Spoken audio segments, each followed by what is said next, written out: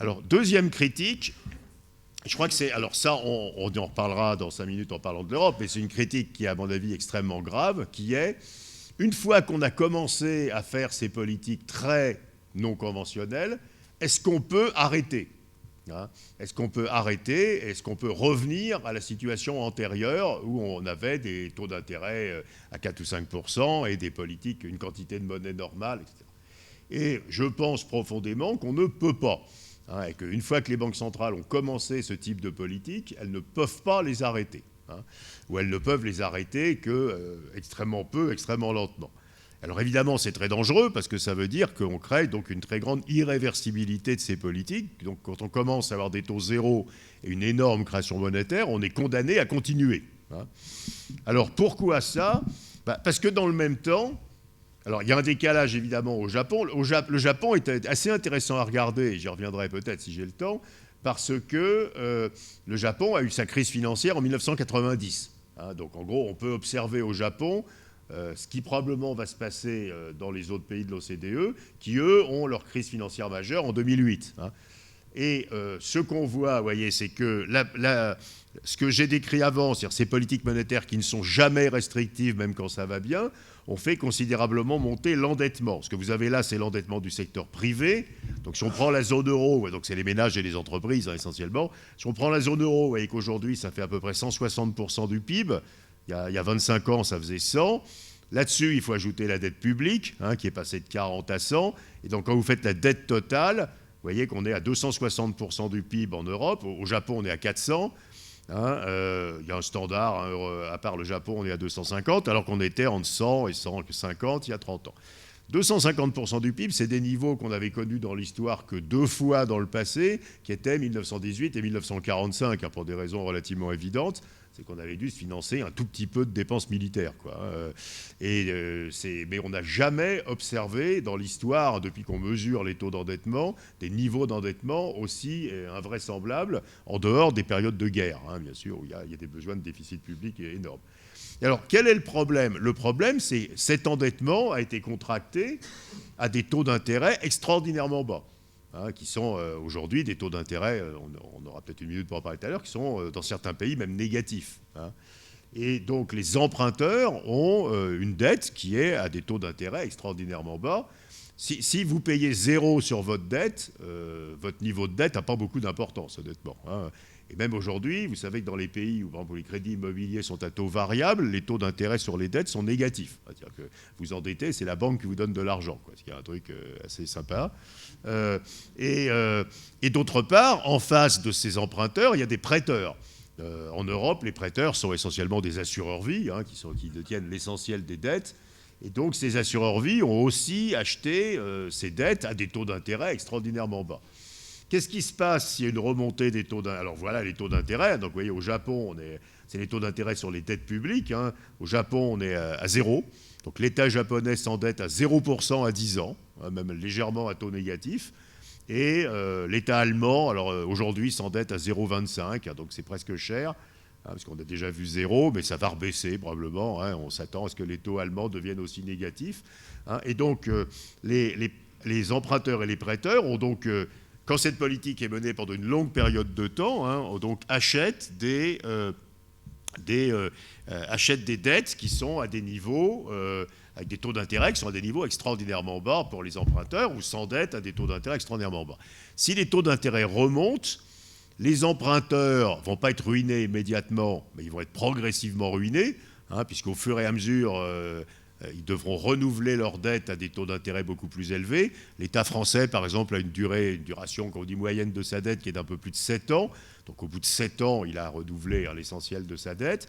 Mais les prêteurs, eux, ont une perte instantanée. Si vous êtes un assureur-vie européen, vous avez prêté un État à 0. Si les taux d'intérêt remontent à 2%, vous faites une gigantesque moins-value.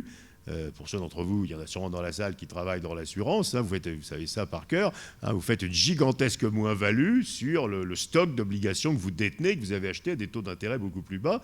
Et cette moins-value, comme tout est valorisé à la valeur de marché, elle est instantanée. Et donc la remontée des taux est lentement mortelle pour les emprunteurs et instantanément mortelle pour les prêteurs. Et donc évidemment, le résultat, c'est que les banques centrales n'osent pas remonter les taux. Alors, on a ici évidemment l'avantage, l'indicateur avancé du Japon. Hein, vous voyez les taux d'intérêt au Japon. Quand vous allez voir la Banque du Japon, c'est assez fascinant à Tokyo. Et les gens de la Banque du Japon vous disent, nous, on a quand même une politique. Enfin, nos objectifs de politique économique sont relativement simples. Les banques japonaises ont acheté. Vous savez que la dette publique du Japon, on l'a vu avant, est gigantesque. Hein, vous voyez, ça fait 230% du PIB. Alors, si vous vous intéressez au Japon, c'est un pays, vous savez, assez fascinant. Et donc, les banques japonaises détiennent à peu près presque la totalité de cette dette, hein, avec un taux d'intérêt moyen, un coupon moyen qui est d'un peu moins de 30 points de base, hein, de 0,3%. Si les taux d'intérêt remontent au-dessus de 0,3%, toutes les banques font faillite. Et donc, les gens de la Banque du Japon vous disent, nous, notre boulot, il n'est pas compliqué.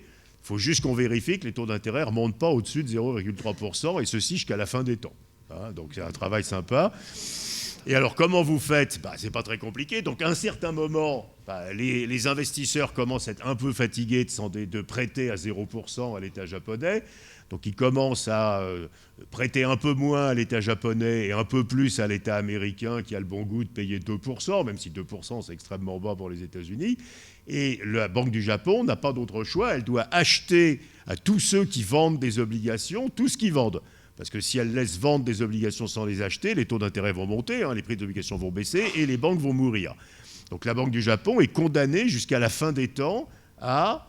Et alors vous le voyez là, hein, ce que vous avez là, c'est l'encours de dette publique détenue par la Banque du Japon. Vous voyez qu'à partir de 2013, on commence à avoir des ventes d'obligations par les Japonais qui vont chercher des taux d'intérêt plus élevés ailleurs, hein, en dollars, en euros, etc. Et la Banque du Japon, qu'est-ce qu'elle fait? Tout ce qui est vendu, elle l'achète. Alors, oui, la politique monétaire, c'est pas compliqué, parce que si c'était pas des obligations, mais des carottes, c'est pareil, quoi. Je dirais, s'il y a des types qui vendent des carottes et personne qui les achète, les prix des carottes vont baisser, quoi. Donc là, c'est la même chose avec les obligations. Et donc, la Banque du Japon est condamnée jusqu'à la fin des temps à acheter toutes les obligations que d'autres vendraient en yens pour empêcher que les taux d'intérêt sur le yen remontent. Parce que si les taux d'intérêt sur le yen remontent, tous ceux qui ont acheté des obligations à 0% de coupon meurent. Hein, et la Banque du Japon ne peut pas, évidemment, assumer la mort de tous les intermédiaires financiers. Et donc, on sait qu'elle va continuer, quoi. Donc, vous voyez, aujourd'hui, elle détient 60% du PIB de dette publique sur un total de 230, donc elle n'en a quand même que le quart. Mais évidemment, ça va continuer, et progressivement, on va voir passer sur le bilan de la Banque du Japon une partie de plus en plus grande de la dette publique du Japon. Mais vous allez voir ça probablement aussi en Europe, hein, pour exactement la même raison. Qu'est-ce que vous faites avec les assureurs allemands qui ont acheté des dettes de l'État allemand à 0,1%? Si les taux d'intérêt remontent, les assureurs allemands meurent. Et on ne voit pas bien la Banque centrale européenne assumer la mort des assureurs allemands. Hein. Donc vous voyez le risque d'irréversibilité. En fait, c'est un risque d'expansion incontrôlée de la taille du bilan de la Banque centrale, c'est-à-dire, c'est ce qui est dire exactement la même chose que de dire un risque d'expansion incontrôlée de la quantité de monnaie. Hein, parce qu'à nouveau, la Banque centrale achète des obligations en créant de la monnaie pour payer. Hein, donc la taille des obligations qu'elle achète, c'est la même chose que la taille de la monnaie qu'elle crée. Donc la Banque du Japon et probablement la Banque centrale européenne sont condamnées jusqu'à la fin des temps à accroître sans limite la taille de leur bilan et la quantité de monnaie en circulation. Parce que s'ils arrêtent de le faire, les taux d'intérêt remontent. Et si les taux d'intérêt remontent, ça fait plein de victimes dans les institutions financières. Donc voilà un peu le deuxième souci qu'on a avec cette politique.